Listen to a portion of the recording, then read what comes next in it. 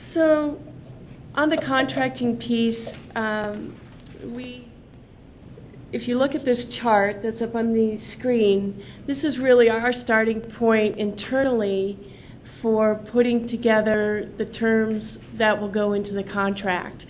And what's important for you to remember is that these procedures are actually put into the solicitation at that stage and then become part of your contract once your proposal is accepted.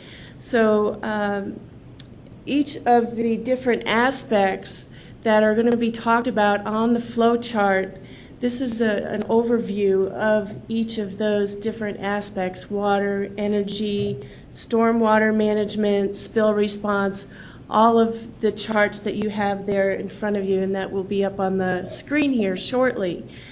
So one of the things to consider is when you're pricing your contract, are these mandates that have to be followed when you're pricing your contract. And you'll see all of these clauses at the solicitation phase.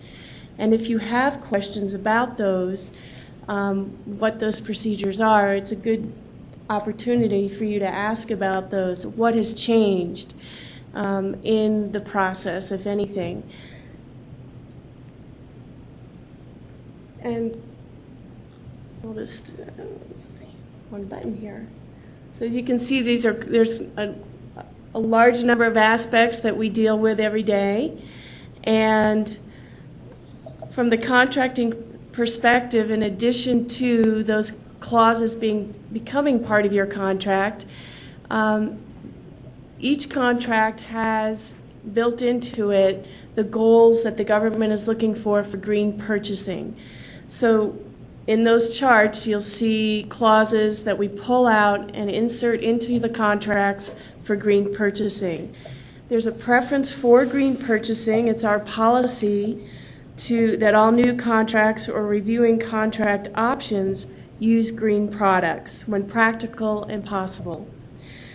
There are attachments that will go into the contract that you can reference listing those products and those procedures. Again, contractors with existing GSA contracts like IDIQs are not required to switch to green products. However, if they're proposed and can be used, that is preferred. Also, contracting, we are looking for bio-based products, and there is also an attachment that goes into your contract that lists the bio-based products. And also the less toxic products for cleaners, construction products, floor care, any aspect that you can think of in building maintenance or new construction. GSA is looking for green and less toxic products.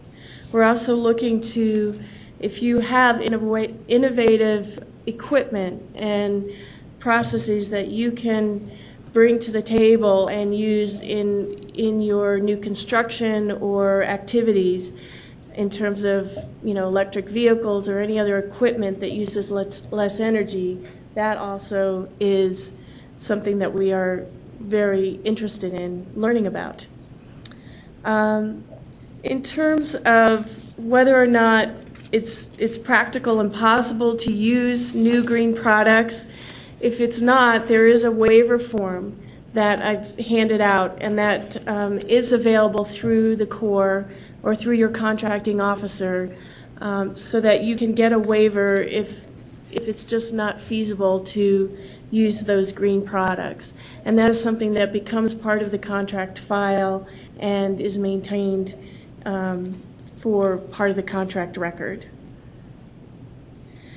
In addition, part of the contract record, and think of it as just like a deliverable, is your tracking records, and those are varied depending on what aspect there is that you're dealing with. And Mark and Mike will go over each of those that are particular to each environmental aspect.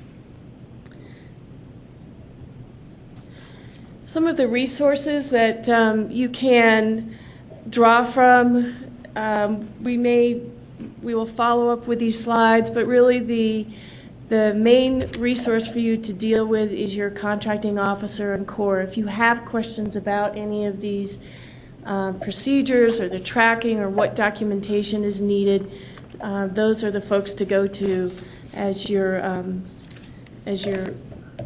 going through either the solicitation phase or contract administration phase. So with that, are there any questions about the contracting piece? Okay, I will turn it over to Charlie Reinhardt, our program manager for water and energy.